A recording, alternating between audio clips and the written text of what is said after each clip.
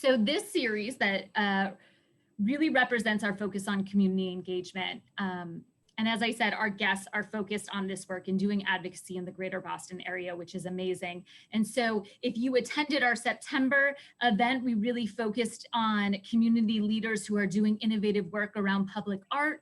In October, we met with leaders who work in the tourism industry and talked about how that helped our Salem community.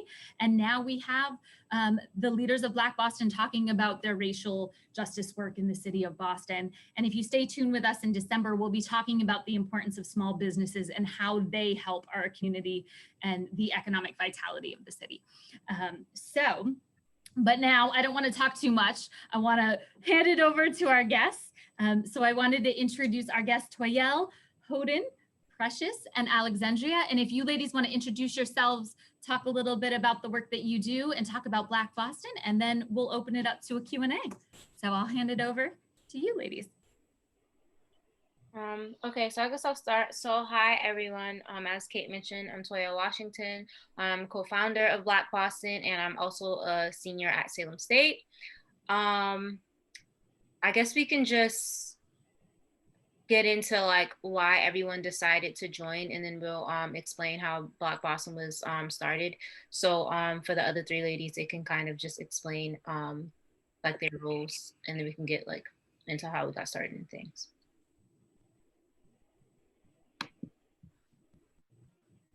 What do y'all want to start? Yeah, I can go next. Can you guys hear me? Yep. Okay, perfect. So hi, my name is Hoden. I am the other co-founder of Black Boston.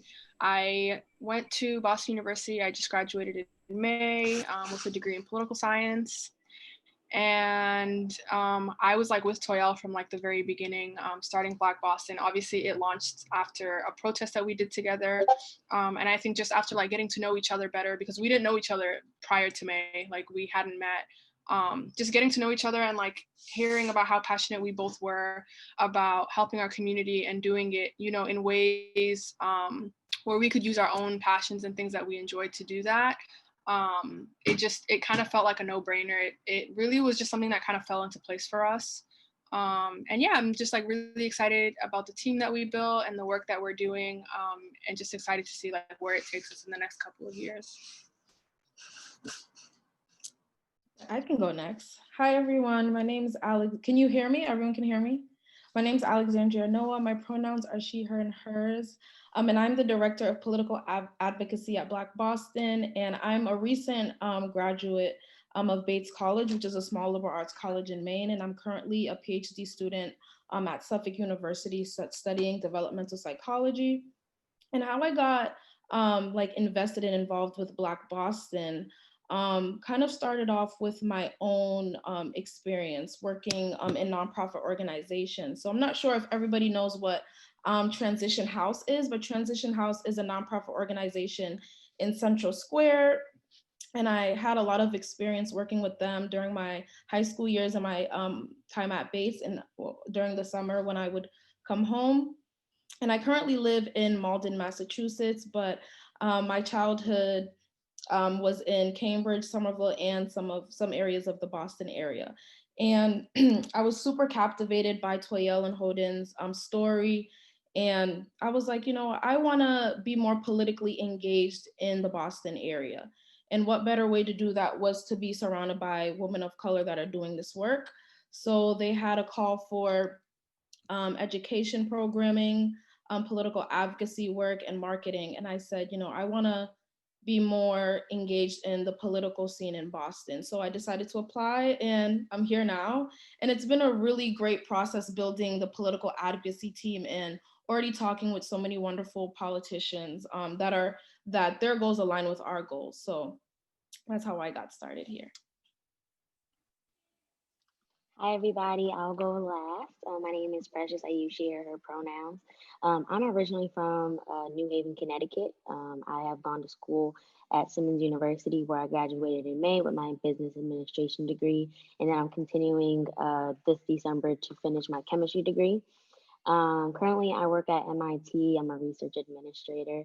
And I got into Black Boston. So I'm a member of Alpha Kappa Alpha Sorority Incorporated and a Big Sister mentor for the Big Sister organization in Boston. And since I came to Boston, I became very active in the community. Everywhere I go, I like to be very engaged in where I am. I feel like if you put a lot of work into the community you're living in, it will feed back. And so when I came to Boston, I wanted to make sure that I was getting connected to the roots that were here. And so that's why I started volunteering a little bit into the community. And then over the summer, we had this Black Lives Matter movement. And for me, it was never a movement. For me, movements have deadlines. For me, movements have endings. But the Black Lives Matter movement, for me, is more of a Black Lives Matter lifestyle. Black Lives Matter is not just for for the time being. It's a life change, and you have to make certain adaptations, and you have to create new habits in order to make room for other people that belong here. And so over the summer, I did a lot of interactions with the community in Connecticut, as well as I did some Instagram, IG Live conversations talking about how you can be an activist and really what this Black Lives Matter means to you, and how you're incorporating it into your everyday life. And then I actually came up to Boston to take part in the protest that Toiell and Hoden organized. And so I spent the week up here and walking with them. I realized something that after the protest, when you go to something, you see the beauty in it. You see everything that's happened. You see, you were there, right? You have that first impression. When I went home from the protest and I put on the news, the first thing I saw was violence. The first thing I saw was that Black people were tearing up Boston, that, we were tearing down cars and robbing, but the actual feeling and the actual reasoning was not ever communicated or even advertised. And that is where I got highly disappointed. And I realized at that point, like, the things I'm doing is not enough. Every day we can do something more. And so I saw Black Boston, like Alexandria said, that there was a posting for people to join the Black Boston team. And that's where I reached out, filled out the application, and now I'm the director of educational and programming. It's very nice to meet you all, and thank you for having us today. Yeah, thank you, Precious and Alia, for kind of explaining that. So I do want to get a little bit more into kind of how we started, even though some of us have already gotten a little bit into it, but I like to get, I guess, a full picture of the story to everyone before we start any questions. So this is like what y'all can see right now. We don't have like an actual presentation because we typically just talk. That is our thing. We like to use our voices. But it's just like, so who is Black Boston? So Black Boston is a community organization. We actually just filed about 2 weeks ago. So we are now technically Black Boston Incorporated, but now we are on the track to get the 501(c)(3) so we can be considered an official nonprofit. But the goal of Black Boston is to work towards uplifting Black Bostonians, obviously, in like the greater Boston area. So the surrounding areas like Somerville, Malden, Everett, etc. And we really just want to kind of fight to dismantle and, eliminate the racial inequalities in the community, as well as promote solidarity and creativity for the Black community. So just kind of emphasizing, and not just creativity in terms of like just people doing art, but in general, like thinking outside the box and not doing things the traditional manner. Because obviously, if you think back into tradition, everything, that started off the backs of Black people, and we have not benefited from that. So trying to transition our ways of thinking and how we kind of work towards different things and doing them differently than how we did them before. So as mentioned, so we did say it started off as a protest. So it had originally started off on Twitter, actually, which is why we like to really express how important it is to use your platform, even if it's a small one. So someone had just made a tweet and said, there's nothing happening in Boston. We want to do a protest, and someone else had followed like, oh, like, we don't have to do a protest because like Boston isn't that racist. And obviously for, myself, people like Holden, people like Precious, people like Alex were like, yeah, no, like that's a lie.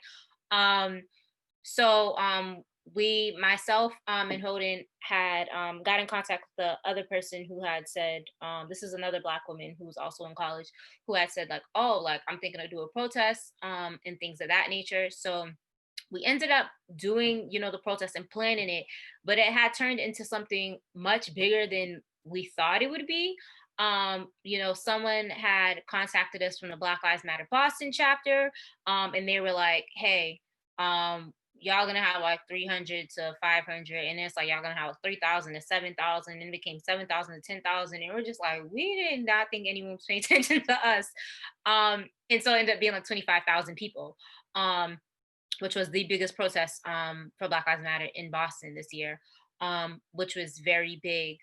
And obviously, whatever, our protest gets a little bit more of a spotlight because of the way, the media had changed the conversation, and like to highlighted, other stuff other than the peaceful protests we had already done. And after that, people had contacted us and asked like, what's next? Like, who are you guys? Like, what are you guys gonna do now? We had originally made those platforms just to go live so people could stay updated and see, because, COVID, some people had to miss it.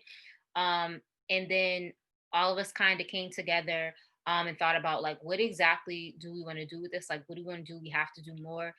Protests are the beginning, not the end, of a movement. And so we thought about it for a little bit. People had to collect themselves. And obviously, we didn't walk into the protest thinking we were going to start a nonprofit organization. So some people, they just wanted to do the protest, and that is what they did. Some people helped with the protest, and then everyone kind of decided to branch off and do what they wanted. But myself and Holden decided that we wanted to turn this into a whole organization.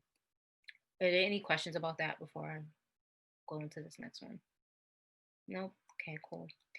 And so our programs, so we have educational programming, which is being directed by Precious. So we do create and facilitate curriculums that are centered around like race, as well as, class systems, gender, and other identities that can also be used as a tool to negatively impact the Black community on top of, racism.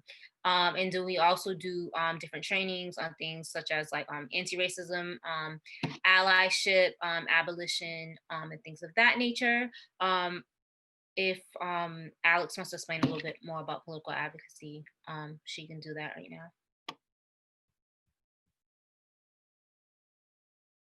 I think you might be on mute. Oh, sorry, I was muted. So my role as the director of political advocacy is to lead a team of other political advocates. And what we do is essentially build relationships with government officials. And one important aspect is asking the questions that are uncomfortable. So for example, there was a bill, or there still is a bill, that is an act to reform public safety or to reimagine public safety. And our role is to ask the questions of, okay, so what is the status of this bill? Where is this going?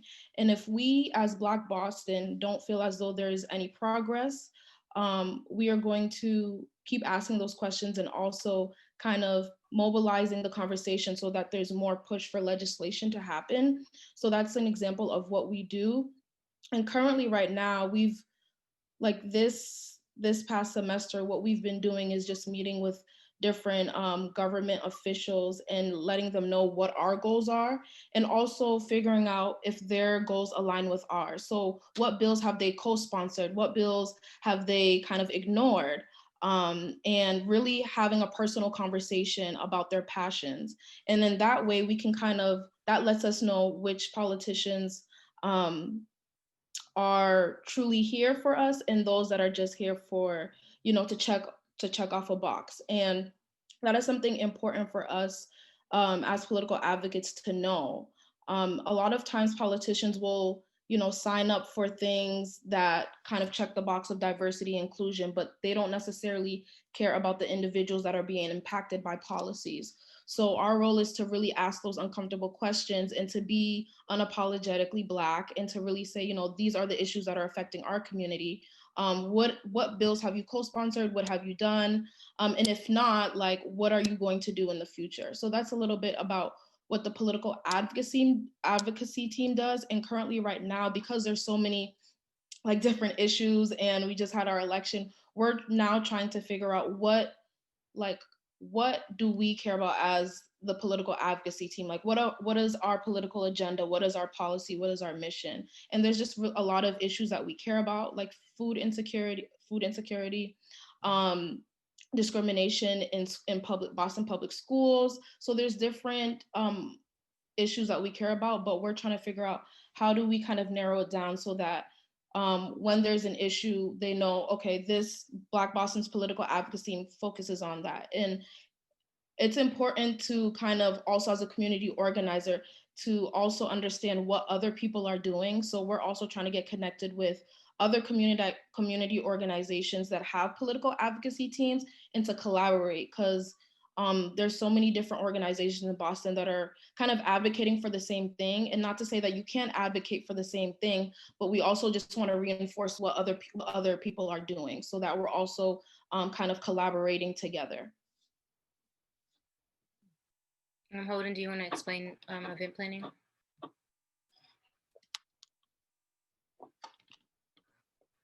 Holden, you're muted.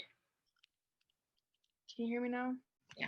Mute button always stresses me out. But so the event planning team, really like the goal is just to like build community. I feel like a lot of the issues that we're tackling and the things that we're talking about, they are very important, but they can also be like very heavy topics. They can be very difficult topics to talk about, and they kind of require a sense of trust, a sense of community, and a sense that like everyone who is at the table is like genuinely there to hear what the other person has to say, and help them solve the problems that they're having. And it's really difficult to start having those conversations and really trusting the people in those rooms without a sense of community, without a sense of like familiarity. So the event planning is kind of like a double-edged sword in that way, where it's like we do want to build community. We want to have events that are fun, that are comfortable, that are safe, for people to talk about their concerns and get to know each other and do all of those things.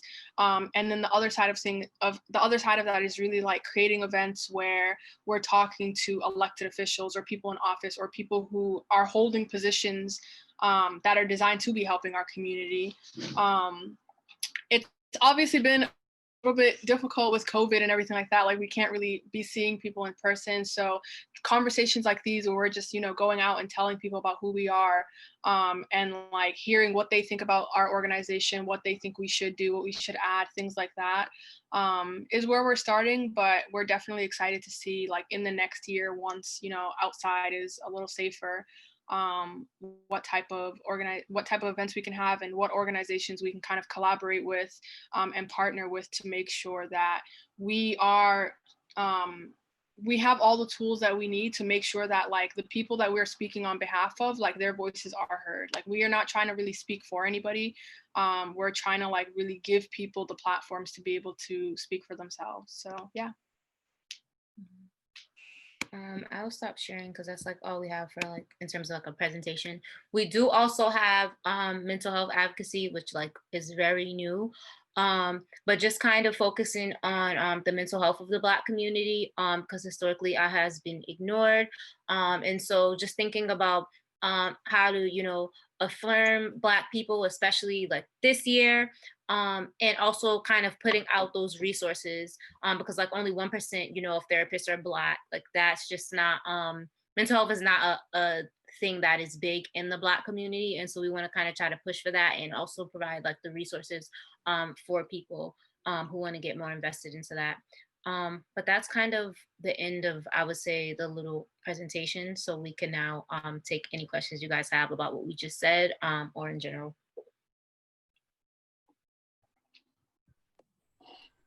I have a question. First of all, this is very impressive. having seen you all in the news, it's nice to hear sort of the inside scoop of how this all evolved. I think you're doing wonderful work in our community. How are you funded? How do you do your work? Does somebody want to I hold can, in? yeah, I can get into that. So that's actually a really good question, because at the moment, like, well, a lot of our programs right now, because like I think we've gotten really lucky because almost everything we do is online, like via Instagram, via Twitter, via like Zoom. So cost wise, like we haven't really had many costs yet. What we will say is like when we are organizing protests and rallies and things like that, like we're basically fully like community funded, like via CashApp, via Venmo, via GoFundMe, things like that. Like our community has really kind of rallied behind us and made sure that we haven't really felt like any like struggle in terms of like needing money to put events or things like that on as of yet, which we're really, really lucky and thankful for. But obviously, like as the conversation continues and as we like really do see ourselves becoming an organization that exists in Boston long term and that like works with the community, that hires people in the community, all of those things, and just make sure that the people who are working with us are, you know, paid and taken care of and all of those things. Like that's the biggest reason why we have decided to go in the nonprofit direction. So that's like kind of a lot of the things we're working on right now, definitely figuring it out as we go, but we're like kind of just excited to see what that looks like. And yeah. Just to add on top of that, what Alex was saying earlier is that there's a lot of community organizations in Massachusetts, Boston in general.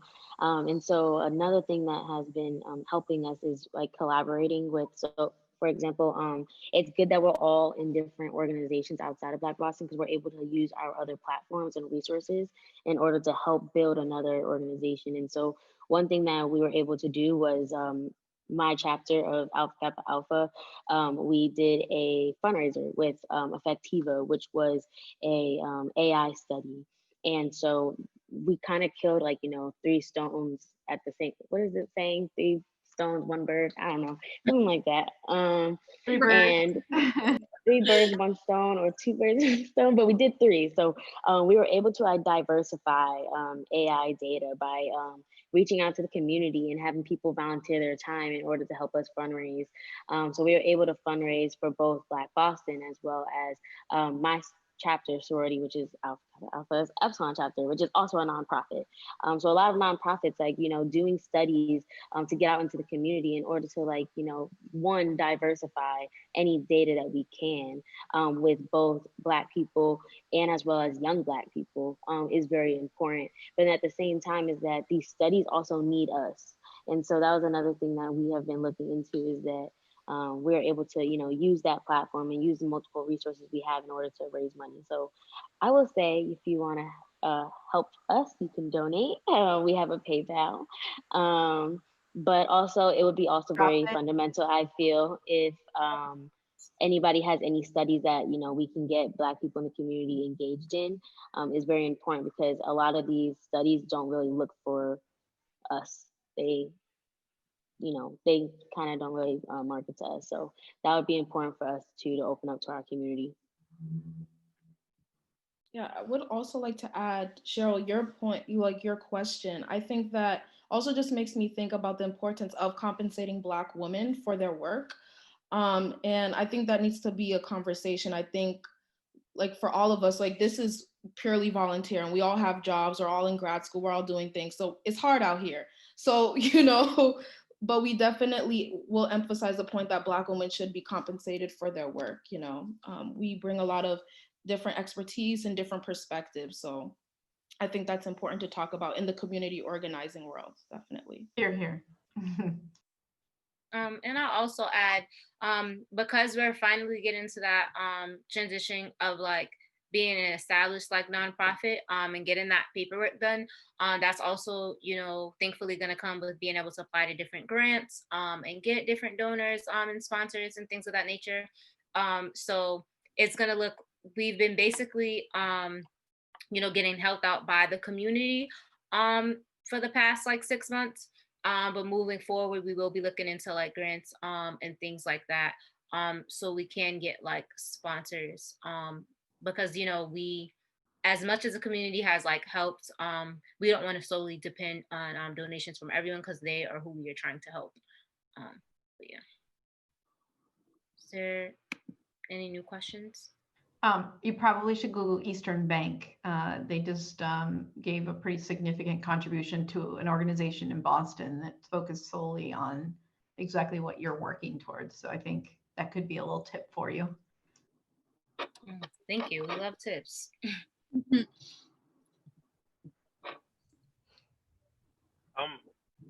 have low bandwidth. I'm hoping everyone can hear me clearly. I'm curious, just in the spirit of the last question, what you would like to see Black Boston look like 10 years from now, and what you might see as your role in connection with it. I guess I'll start. So we do this a lot. Like we sit on meetings a lot and talk about this, because we all just have so many different ideas of, you know, what to add on, but we've also trying to pace ourselves, because we try to throw everything out there, and our organization is moving really fast. Especially from the outside looking in, people are like, wow, like this looks, you know, so great. And we're like, wow, like we thought we should move faster, but we should slow down. But I would say 10 years from now, so there's definitely a lot that has to happen. We would love, you know, to get an office and, like, you know, get a community space to continue to have these conversations, and just a space where people feel comfortable. As we said, we really like to promote solidarity, and kind of just like bridging those gaps that like inequities have caused. So that's one thing, like, you know, actually get in the space so that people could come out, and in a space obviously so that we can work. Also, we would love, so there's like, obviously in school they have a whole bunch of internships, like if you want to be a lawyer, if you want to be a doctor, if you want to be like whatever, but a lot of schools just don't talk about like entrepreneurship. They don't talk about how you could make a job out of being a creative, out of doing a lot of things. Like they really push for traditional things. And so long term, we would love to have like some internship programs and bring in, you know, youth, like bring in like high schoolers, and have different programs. Eventually, we would love the curriculum that we built and that we're still currently building. Obviously, when we start, we're going to be teaching it, but we would love if teenagers could be the ones to teach it to their peers eventually. So I would say it would have a lot to do with kind of expanding Black Boston in a way that, like, it's a starting ground for a lot of people. Like, I would like a lot of people to kind of transition through here and then on to like their careers or like whatever it is that they want to do that involves like advocacy, policy work, and things like that. Yeah, and to also add on, in for like from a political advocacy standpoint, I think a lot of times, like my team, we talk about, you know, being in the rooms where decisions are made. So specifically being on public boards and commissions. I mean, you could do that now, but it's like pretty difficult, but we definitely want to be in those rooms so that we can develop more relationships, so that if there is a bill passed or if there is something in legislation, we have a close enough relationship so they can give us like a call and say, hey, like this is happening, so that we're really in conversation with a lot of the decisions. And then I think another thing would just be like, from 10, I'm thinking you're 10 years from now, you know, definitely I'm encouraging my members, if they're interested in politics and being a politician, running for local office, like being that representative. I don't know if all of them are, some of them are pretty quiet, but I just definitely encourage them to, if you see a problem within your own community, you know, use Black Boston as a way to help you get to that point so that you can make change in a more actionable way. So those are some of, like, when I think of 10 years, that's what I'm thinking.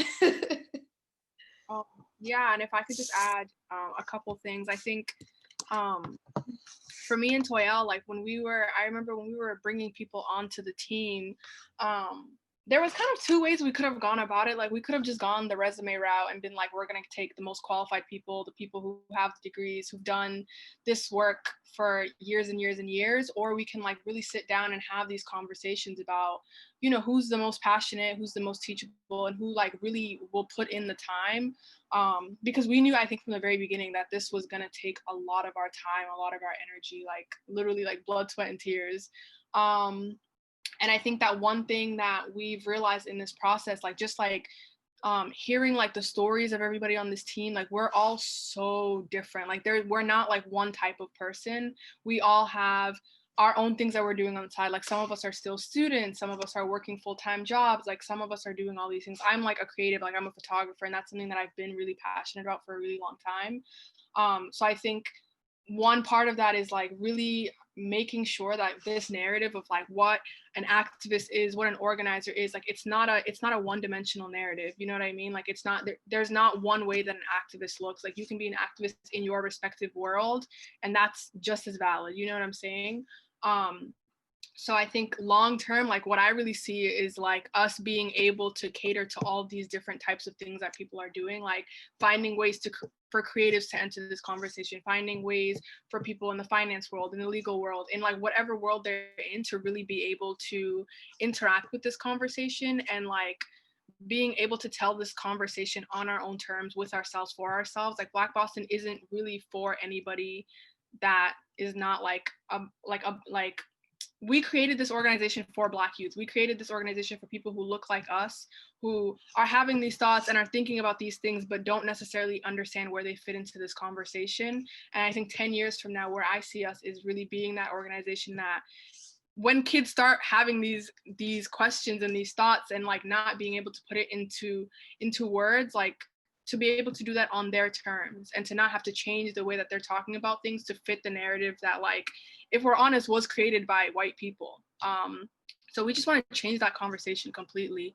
And I think with the work that we're doing now, and with the people that we have our team, like, I think it's like feasible for us to do, at least in the city of Boston. So that's really where I see us going. I think just to add on for the educational programming committee, a lot of the educational programming is based on of learning how to unlearn, if that makes sense. And 10 years, I mean, I that's a good question, because when I go into interviews, I mean, when they ask me, what do I see myself in 5 years? I'm like, I don't know.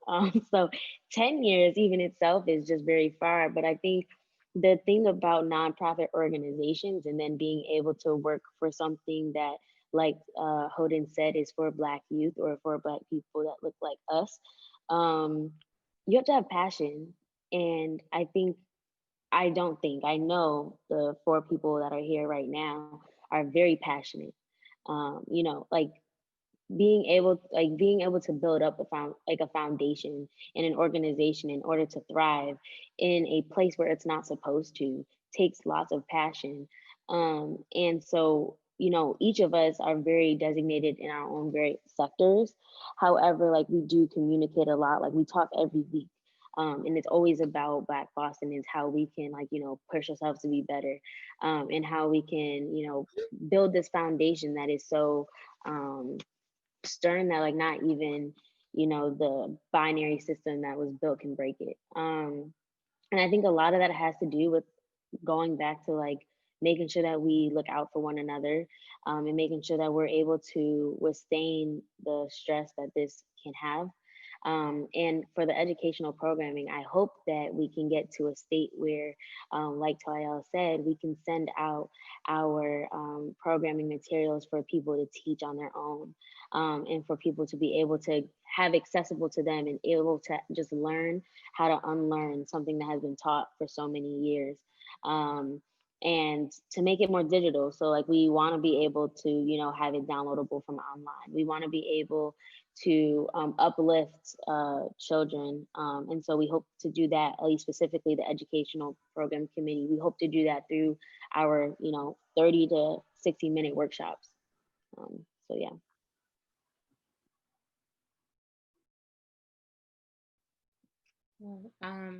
So we can move on to the next question, I guess. If anyone has one. I see there is. So I guess I have a question. What nonprofits have you guys been working with or plan to work with in the future? Okay, well, so we just did well, I wouldn't say just did, this was in August. We did a takeover with Planned Parenthood, Massachusetts. So we took over their Instagram and Twitter from a day, and kind of explained, I guess, the treatment of Black women specifically in the healthcare system, when it comes to maternal health, and what that looks like, explaining intersectionality, because I think that a lot of times when people talk about the feminist movement, Black women get left out, or they talk about women and women's experiences like they're all the same, and they're not. And so we focused on that when doing the Planned Parenthood takeover. We did some vigils where we went and did speeches at other organizations that are in Boston, or just like organizers who decided, that they wanted to do something. We helped out with that because there are a lot of grassroots organizations that have been starting, and people who are kind of in the same predicament as us, like currently still building. I went to speak at the Women's March, I think like a month ago, 3 weeks to a month ago. I went to speak at the Women's March. Hold on, am I missing? Oh, the Black Future Project. I'm not sure if you all have heard of that, because it's an organization that's based in California, but what they do is organize protests in different cities. So they go to different states and they just do different protests.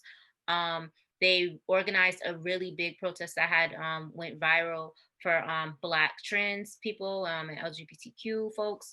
And so we had partnered with them and did like a teach-in. So it was like a protest / teach-in, where people got to walk around downtown, go through the Freedom Trail, and explain how Boston actually is very racist, despite what people may think.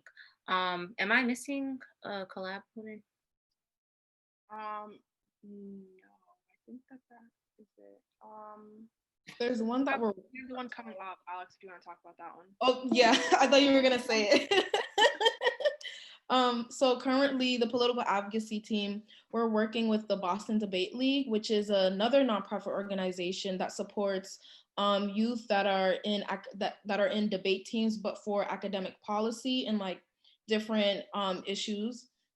And we're working with one particular student on some of her projects. So she's a high school student that is really passionate about, Black Lives Matter, and she is trying to conduct 2 workshops and then a big event in January. So we're trying to give her more of a political lens. So this is just one example of like something that we want to continue to do is mentorship for Black youth and really support their projects and support young up and coming activist community organizers. So this is just a chance for us, to build our network, but also to really support young Black organizers. Yeah, I would add to that. I just remembered it wasn't really a collaboration, but one thing that we did, I want to say about a month and a half ago, when we reached 5,000 followers on Instagram, is we did a giveaway where we basically partnered with local Black creatives, designers like graphic tee designers, things like that, and business owners, where we basically, like to just celebrate kind of what we did this entire summer and all of the support that we've been receiving. They all donated items from their respective like clothing lines and things like that. And we did a giveaway, just to like thank the people who have been supporting us for so long, but 2, to really give these other organizations a platform to be able for people to know that they exist, to buy from them. I think like since May, the conversation has very much been like support Black people, support Black art, support Black businesses. And for us, it's really like, okay, but it's nice to say it, but like as an organization that's up and coming, like everybody's supporting us, like what can we do to support them? So we've just been like really just trying to find creative ways here and there to do these things. And I think as time goes, we're definitely in a state where we're trying to work with as many people as possible, as many different organizations as possible, whether they're political, whether they're community-based, like whatever they are, whether they're about like mental health and mental healing. we're like in this place where we're not really saying no to a lot of things because we just want to be out there and we want people to know that yes, we're new and yes, we're developing, but like we want to continue the work that has been started before us because like people have been doing this work for centuries in Boston. And this is just our time to kind of see what we can add to this conversation. I think there's a question in the chat if you guys want to do that one. Somebody said, if someone wants to start their own advocacy organization, what are the first steps you would tell them they should take? This is a really good question because this is where me and Toiell were in May. Honestly, like I say this all the time, if you told me in March, if you were like, hey, by November, like you're gonna be a co-founder of an organization, you guys are gonna be on your way to starting a nonprofit, and like all these people are gonna want to know like what you think about things, like I would have laughed in your face because I never thought that this was something that I was capable of doing. And just like what we've talked about before, like it really, really just comes down to passion. Like if you're really passionate about something and something is important to you, especially in a city like Boston, like you can make it happen. You just have to kind of start. I think I would just start by finding like-minded people, like finding people that are passionate about the same things that you're passionate about and who are willing to kind of put in that time and that work. And then from there, like I think something that me and Toiell have like realized very, very quickly is like the people in the city want to help you. Like people who like run similar organizations, like they want to help you. Like we've been so lucky to have so many people reaching out to us, like wanting to help us, wanting to kind of show us how they did things. And that will support us regardless of what path like we decide to choose. So I think you just really have to like believe in yourself, believe in the work that you're doing, and just find people that are interested in that same stuff and you can make it happen. But T, if you want to add to that, or Alex or Precious. Yeah, I also agree. And I think that you also want to find people that, again, are passionate. Like if you're building like, you know, a team, and sometimes those are not your friends. And that's like a hard reality. Like sometimes they're just not your friends. Sometimes they're people that, you know, are just not, that you don't communicate with every day. So you should make room for that, you know. If you're trying to start like an organization, definitely like do what Hoden and T did and like, you know, do a call, like do a mass like posting and say like, these are the areas that we need help with. And that gives you a little bit more agency to like figure out who really aligns with your goals. So that's one. So passion definitely, and just sometimes those people are just not the people that you think it is, and just really like expanding your network. And I also think that, sorry, my computer's acting up. I also think that I just blinked. Also realizing that, you know, Black is not monolithic. So that means you need different people in different spaces. So some people are going to be more skilled in social media. Some people are going to be more skilled in speaking. Some people are going to be more skilled in organizing, like actually being there at protests and being on the front line. So it's just really good to kind of navigate who and which those people are.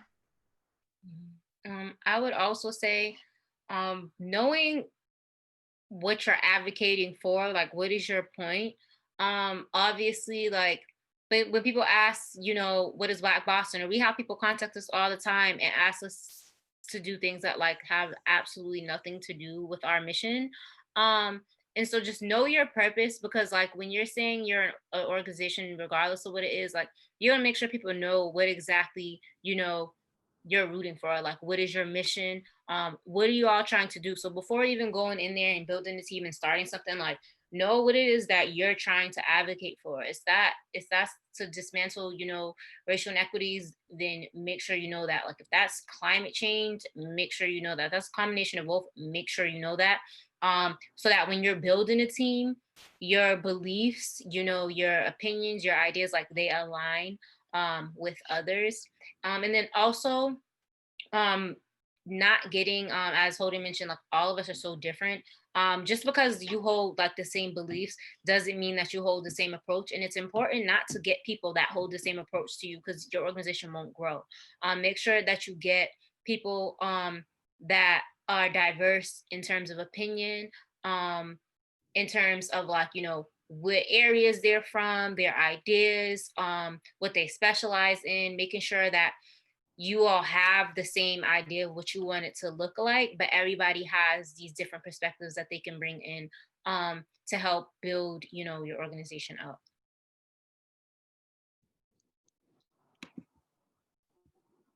Okay. Yeah, I would just add one more thing. Like, sorry, I've been talking a lot, but don't. I think in this area, and I think it applies to all nonprofit work, and all just like startup work, is like you really have to trust yourself and like believe what you're standing for, because there will be people who will try to push you in one direction or try to tell you to do it this way or try to tell you what worked for them. And I think there were definitely plenty of opportunities for us and as an organization to go in a different direction because that's what we were told was going to work. And I mean, we're just really lucky because the way the four of us like support each other, we've kind of avoided doing those things, but like really just like believing in the way that you want to do things, because like your gut is usually correct. So if something doesn't feel right, if you feel like someone's telling you something, but that's not necessarily what you want to do, like this is your organization and like you've started it because you felt like there was something missing in the organizations that already do exist. So don't just do it the way they're doing because clearly that's not working for you. So just do it your way and like it will work. Like there are going to be people who don't agree with it. There are going to be people who think you're doing it wrong. It happens to us all the time. But like just believe in yourself and your gut and what you think before anything else.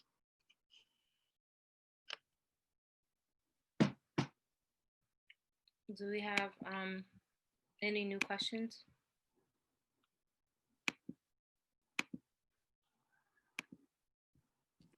I'll ask a question. First of all, thank you for coming tonight. Oh my gosh, this is so interesting, and you know, you're so impressive with your talent. I love that last thought of bringing together people that have different approaches. Like, you know, that's brilliant.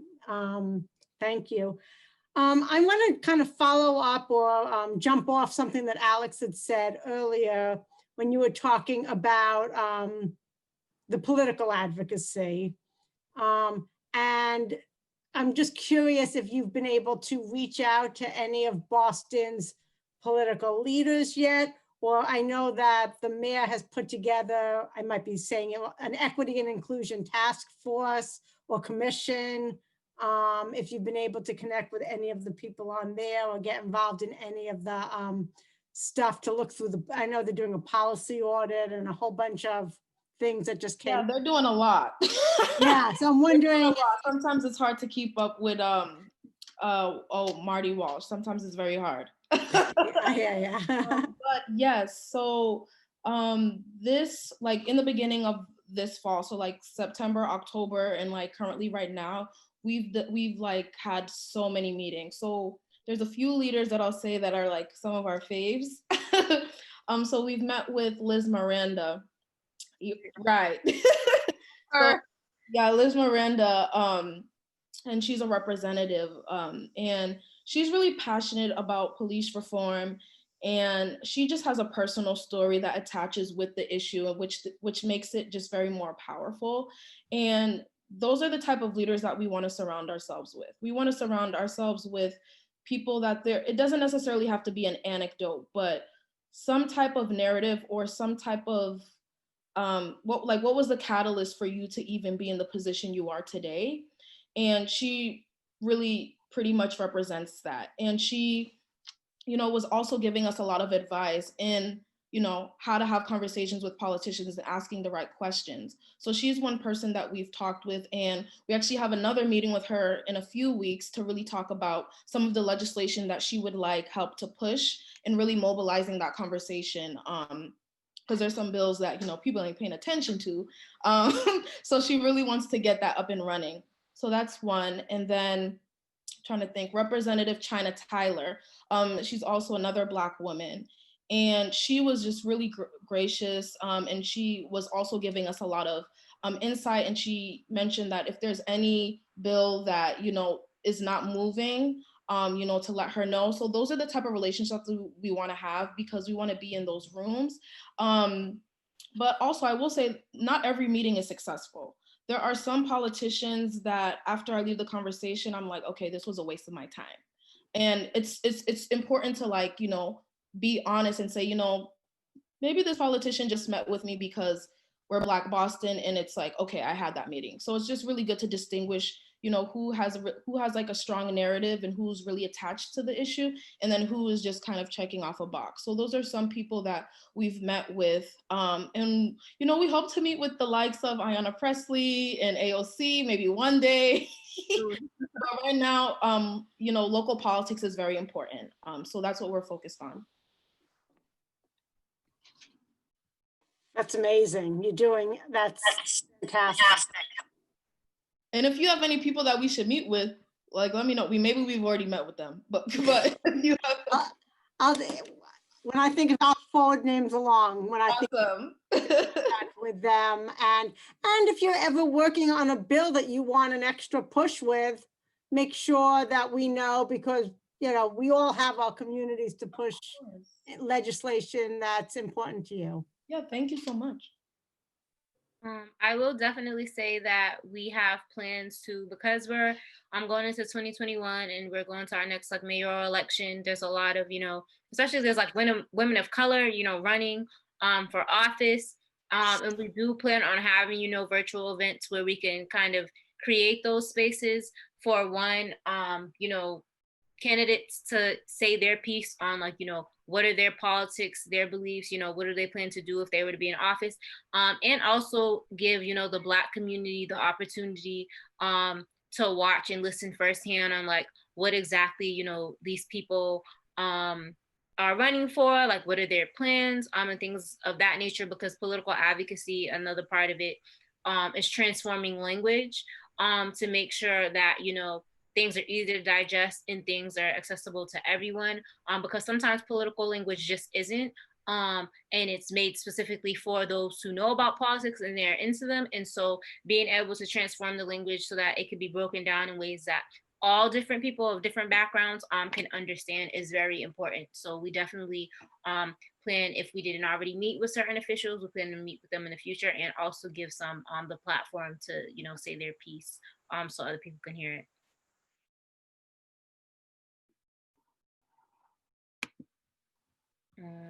Are there any new questions?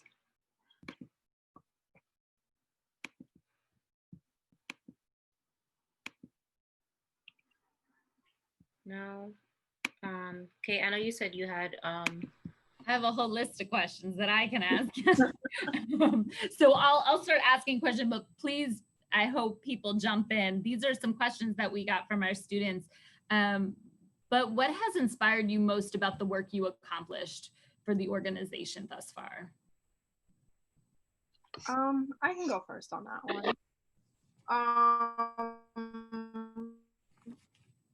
I think in a lot of ways, and I don't know for what reason exactly, it can feel like doing the things that we're doing are so like intangible, like it's so difficult to do these things. And I think for me, like I said, I would never have believed you if you told me that this would be like where I am right now. I would literally be like, you're lying. Like, I'm gonna like do public policy research. Like that was the plan.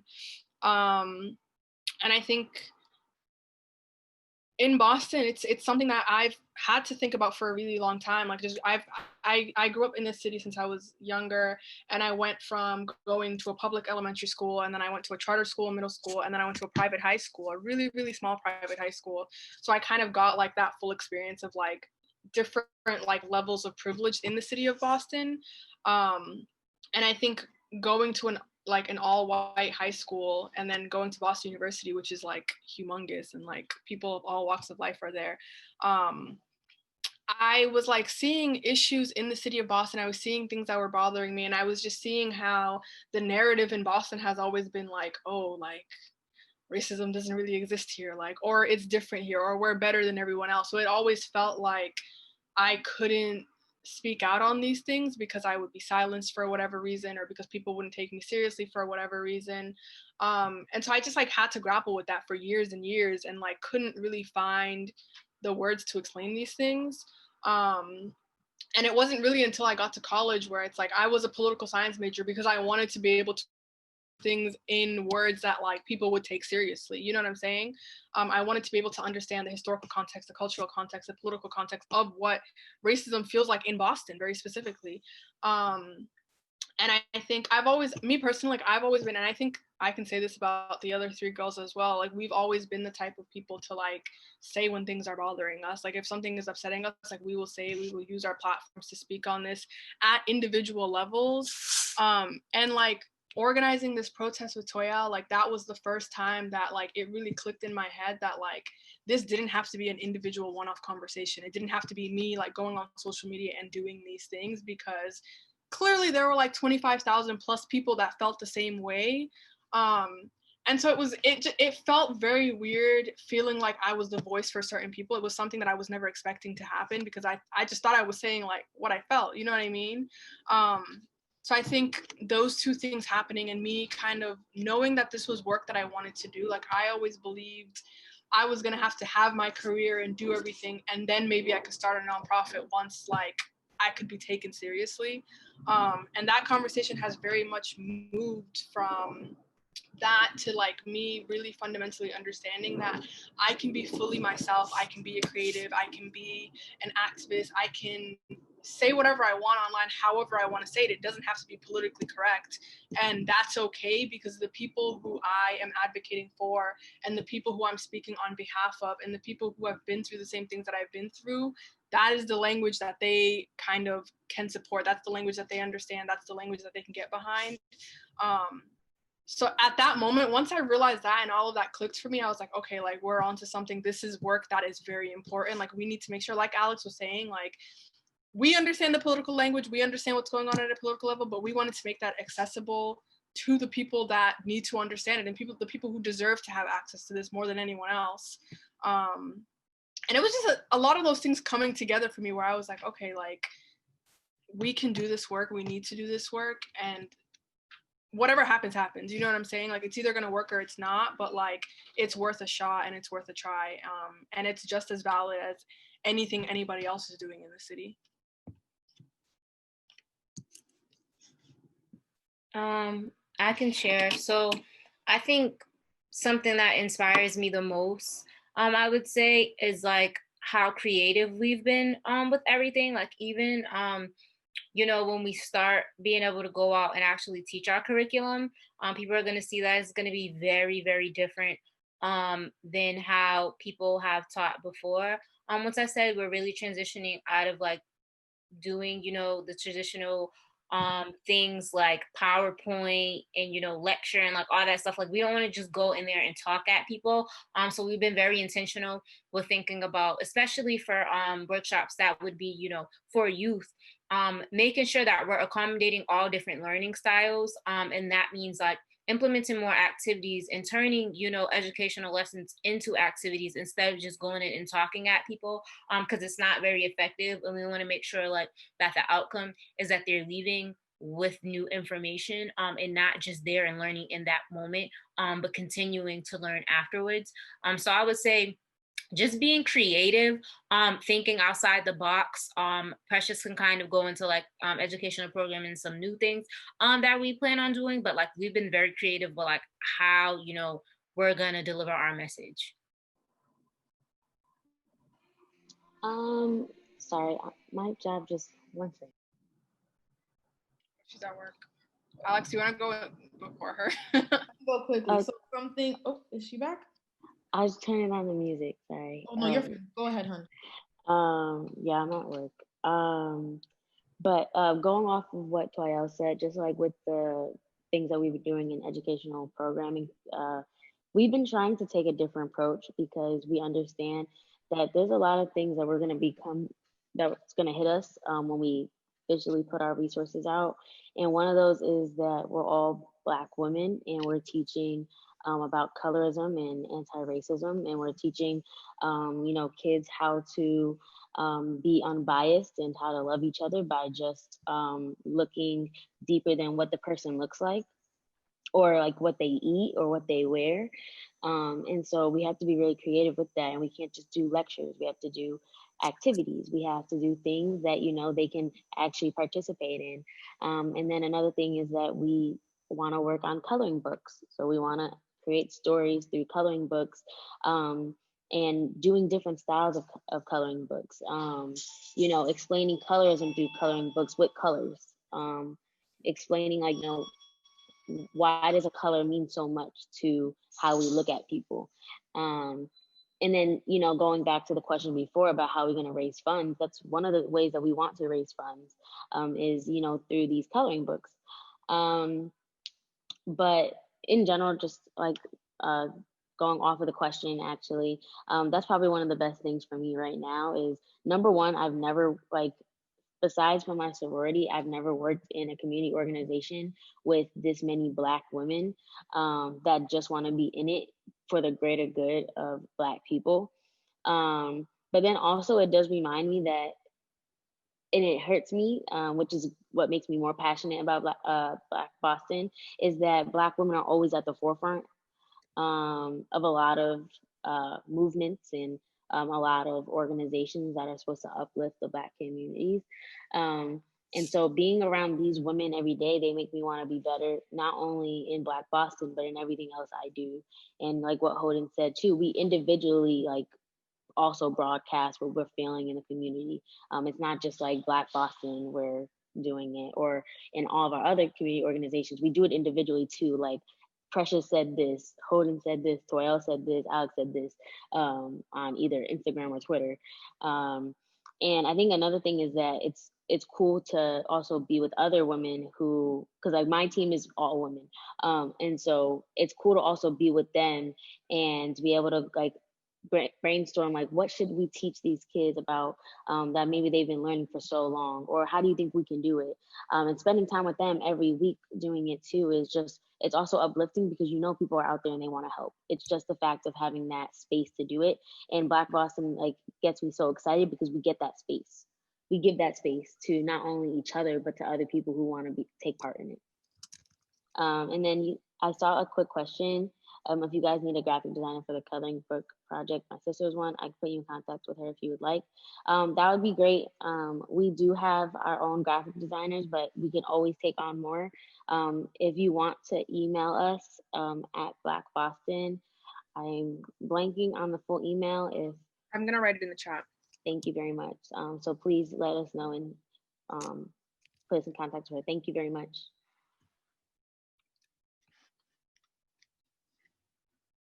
Yeah, I can add one last thing. Something that inspires me that Precious said. Just to reiterate, I really like working with Precious, Holden, and T. So I have no complaints. They keep me on my toes, but also we get to have real conversations. There, mental health is really something that I'm passionate about. I'm, in my program for developmental psychology. And also, I just think that we are able to have real and upfront conversations about how we're feeling. If someone, annoyed us today, or on Twitter, we saw something that was really disturbing, that is a threat to Black women, we have conversations about that. So that's one thing that inspires me to, continue with this work, is that knowing that I do have a team that really fully supports me in all my endeavors. So on a personal level as well, while I'm in grad school, conducting research, I know that if I needed to amplify my research, T and Holden and Precious would be fully supportive of that. So these are just different examples as well. And then, when I was at Bates in my undergraduate, I was co-president of Women of Color. So just being around women of color is just something that I always kind of put myself in, because we all have our own sets of issues and we have our own problems. And, it's just that validating experience. And I guess another thing that inspired me to join Black Boston was I grew up in the Somerville and Cambridge area, but I had a lot of family that live in the Boston area. So kind of similar to Holden, I was able to get a full experience of Massachusetts as a whole and, Boston and the surrounding areas. And I just think for me, I just felt like there's something missing. It's extremely segregated, but I was just like, where are, the Black creatives? Where are the Black scholars? Where is everybody? And I think that it honestly, my inspiration initially had nothing to do with policy. It was all about, supporting Black people in every aspect. But then again, something that I'm personally interested is policy, and how do we create spaces for Black people, and how do we create policies that protect Black people? So that's kind of how I got inspired by just a lot of different things, but truly like having a full experience with Massachusetts and growing up and seeing there's something that's lacking that I want to contribute to.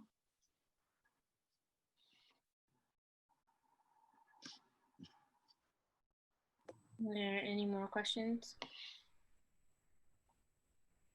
I wanted to ask, just because when Toiell and I were talking about this event, we talked about how often people's advocacy efforts and activism can seem very performative and not very beneficial. So I'm wondering, from your perspective, like, how would you recommend like our campus community or even the city of Boston, like what do you need from the community that is really going to be beneficial? Like what are some tangible action items that you could hold us accountable for example, to really support the Black community?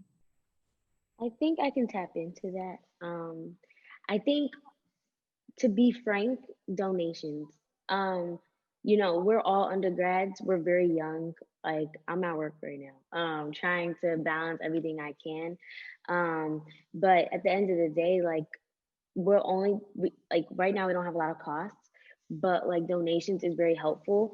And also another thing is, like, you know, if you do come to some of our protests, make sure that you don't just come to the protest to take a picture and you post it, and stuff. Like, make sure you're actually walking in that protest, you stayed in that protest, like you donated like either food or water or like something to help that protest like continue. It's very clear also sometimes, like, we can see the reasoning behind like your motive. We can see the motive sometimes like very clearly on social media posts and things like that. A big example is the Black Square that got posted around everywhere. That did not mean to me anything, because most of the people did not go out to protest.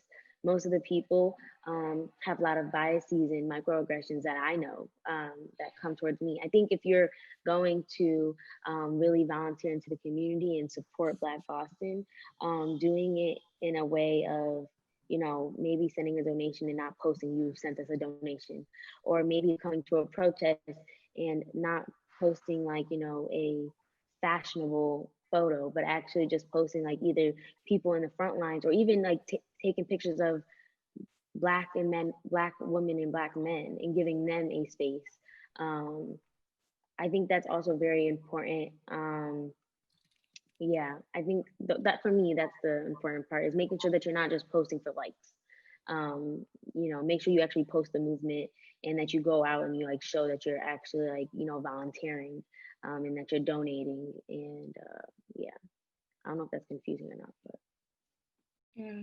I would also say remembering to be intentional, because we like to really explain to people that like all these different grassroots organizations are like doing so many different things, and we don't necessarily see ourselves as a protest org. Like, we were founded through a protest. We don't see ourselves as a protest org. Like, that is not like, oh, something happened, let's go hit up Black Boston, let's protest. Like, that's not going to be a thing all the time, because like I said, that's like the first part of the work, and there's people that have to do the other, you know, part of the work. Because after we get attention, after we get the attention from the elected officials that we wanted, now we have to show up with demands, and now we have to actually do that work. Like, there's a whole other side of the work, not even just with protests, that people have to understand, and everybody has to find their own part in this movement, because there's different ways to participate.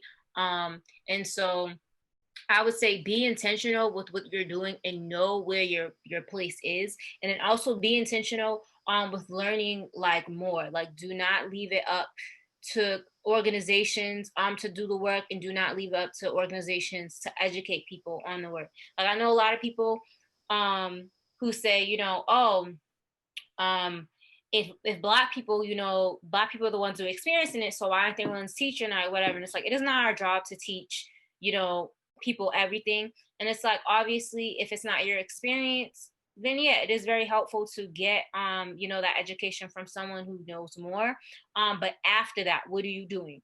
Or after you have that conversation, you know, with a Black friend, are you going to go research that and order a book so you can learn more? Are you going to go listen to a podcast or watch a documentary like to learn more? What are you going to do? Be intentional with trying to learn, and be intentional with making, like I said, Black Lives Matter like an actual lifestyle, and not a movement, like Precious said. Because even with like supporting Black owned businesses, we want to normalize it to the point where it's like, you're not going into a Black owned fashion store and buying something to support it. Like, you're buying it because that's shopping to you now. Like, if someone goes into Tommy Hilfiger, they're just going shopping. But if they go, into a Black owned business, then it's supporting the business. But it's like, we want to normalize it to the point where you're shopping there too. And you don't have to think about it. But for now, be intentional with like, you know what? I want to get some candles for my friend for Christmas. I know a Black owned candle company. Let me go get the candles from there. Because that's where it starts, bridging that gap with equity. So like, just be intentional with everything you're doing, in terms of like trying to support this movement and like the Black community. I'll just add one thing.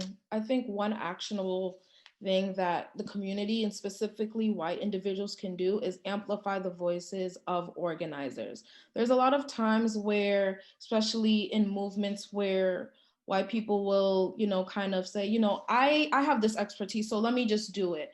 And even though if you mean well, your job is also to amplify the voices of community organizers. Listen to them. They have experience. They're the ones living this.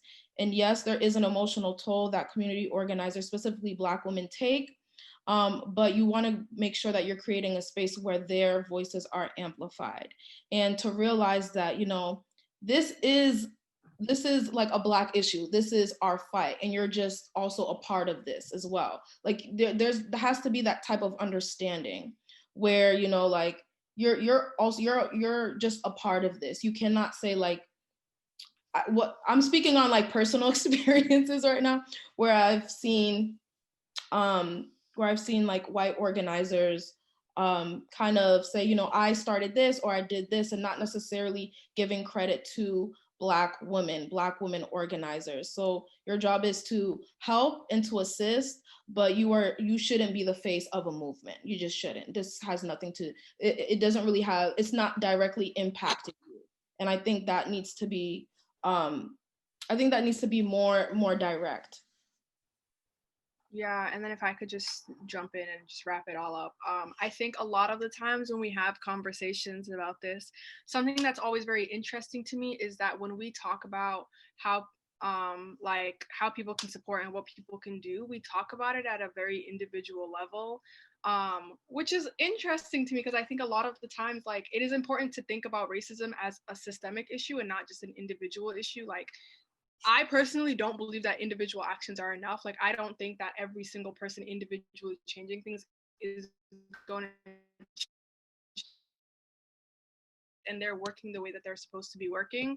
We can talk about that in terms of housing. We can talk about that in terms of education. We can talk about that in terms of incarceration, like, you name it, and like, it can be connected. You know what I'm saying? And so a big part of that is, I think it's not even about changing the little things that you do. It's about like literally understanding that like a big part of white privilege is you're benefiting from, whether you agree with them or not, you're benefiting from institutions that were put in place. So the natural next step is to support the like disbandment of these institutions. It's to support the changing of these institutions. That is like how you vote. That it's about more than just what you as an individual, where your money's going. Like, for example, a lot of the times we talk about how like there are people who will tell you like, well, like, socially I'm very liberal or I'm very progressive, but like I'm fiscally very conservative. And it's like, but you can't, you like, we need to start talking about how capitalism and capitalistic systems are oppressive systems. So you can't be conservative in that sense and then also be like for the movement and be for Black people. Like, when we say lifestyle change, we don't just mean where you shop, or we mean where you're sending your kids to school, where you're choosing to live. Like, all of these things are just as important, and that is like a much bigger conversation that needs to be had. And it does start with learning, but it also has to be more of an individualistic thing. Like, you're not thinking about just yourself, you're thinking about how your voting patterns, how your money spending patterns are impacting people that are not you. If we're not thinking about each other as a community, like it's not going to work. You know what I'm saying? And that's something that I wish we talked about a little bit more, and something that I think as Black Boston, like we aim to talk about a little bit more. But that's just kind of like a next step after, you know, all the individual things that we're doing. I would also like to add, not to like question things when they don't sound like they make sense to you all the time. Like I think a huge part, you know, of the last 6 months have been like to call for the defunding of the police. And a lot of people keep asking like, oh, if we defund the police or if we get rid of the police, like what is gonna happen and da da. But people don't understand like the police were created to catch slaves. Like if you say what happens if we defund the police or we get rid of the police, that's like saying like, how are we gonna get caught in, you know, if we got rid of, you know, slavery? There are ways to, you know, do whatever it is that you're trying to do in a way that's more effective and it's not harmful to certain people. Because a lot of people keep looking at, you know, the police like it's an end all be all, and it's not. Like there's no reason why someone makes a suicide attempt and the police are called to come get them. That doesn't make any sense. That money could be going to social workers, that could be coming to the scene to help. That doesn't make any sense. There are certain instances where the police have to show up and they shouldn't have to, and they're not trained to. So they show up to, you know, certain situations and they make things worse, which is why it's very important to defund the police and reallocate those funds to areas that need it everywhere. And it's like we should be calling for the defunding of the police everywhere, at the university, you know, off the university, everywhere, not just in areas where they seem more violent, but everywhere, because they simply don't need the money that they have. And there's places everybody's comfortable with defunding, you know, education. Everyone's comfortable with defunding, you know, healthcare and all this other stuff, but nobody wants to defund the police. And a lot of people keep questioning, like, what does that look like? Or they think that abolition is radical, and it's not. The whole point of us pushing for abolition is to dismantle all the systems that were designed for us to fail. You know, like when you play a game, if the game is intentionally rigged, yeah, you can learn how to maneuver around the game to possibly win, or you can get a new game that's fair. And so that is what we're trying to do. We're trying to make sure that people understand we're not just saying get rid of everything and let everyone roam free and do whatever.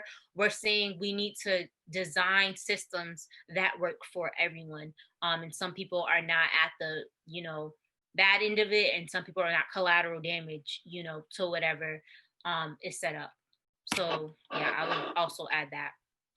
Ask all the right questions and don't question things when they sound too radical for you.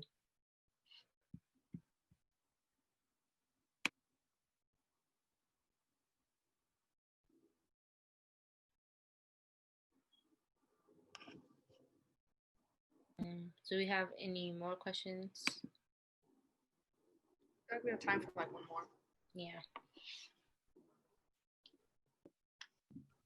So I asked in the chat, I'm not sure if you guys saw it, but how does someone like join Black Boston? Oh, you wanna go? Yeah, I can go. So we are actually gonna start like second round of like applications, interviews, all that pretty soon. I posted the email in the chat. I'm gonna post it again one more time. But if you just like shoot us an email and like let us know like what exactly it is you're interested in, like what team, things like that, we will make sure to get that info to you in the second round. But like the whole process is pretty simple. Like you would just send an application or resume, and we would have interviews, and our interviews are honestly like less like interviews and more just like conversations. Like we're more interested in kind of getting to know you, who you are, what you do and why you're passionate about this work. And then from there, just figure out like where you would fit in on the team. But you should definitely look out for that. I think we're gonna drop those applications early next year. So probably January, if I'm correct. And then we'll go from there. But I just dropped the email, but just make sure you send us an email soon, just so we know to look out for that. And And then somebody said, if y'all can connect with any activist, educator, abolitionist to learn from, ask questions, who would it be? That's a really good question. Yeah, Alex said Monica Cannon Grant. She's definitely been someone that we have been very lucky to be in contact with and use as a mentor in a lot of ways. At this point, like we're kind of trying to talk to everybody. T, do you have anyone specifically that you would want to work with? I don't know if you meant like locally or just in general. I'd love to connect with Bree Newsome. I think she's amazing. Yes, yes. And she has very similar opinions to ours, and her approach is also very similar to ours. So I'll definitely say Bree Newsome. And we're also trying to learn about more activists that are our age. Because I feel like, there's a lot of activists who are like, older and they, they've paved the way, obviously. But trying to build that solidarity within the like community of like younger people, Gen Z and millennials, and kind of learn what they're doing. Because like Hoden mentioned before, we want to make sure that we are helping to promote and reinforce the same demands.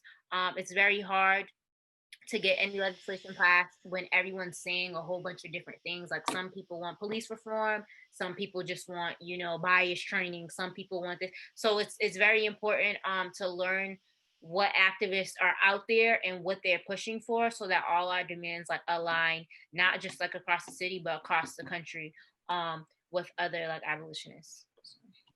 Do you mean dead or alive? If it was dead, I would want to meet Dorothy Farabee.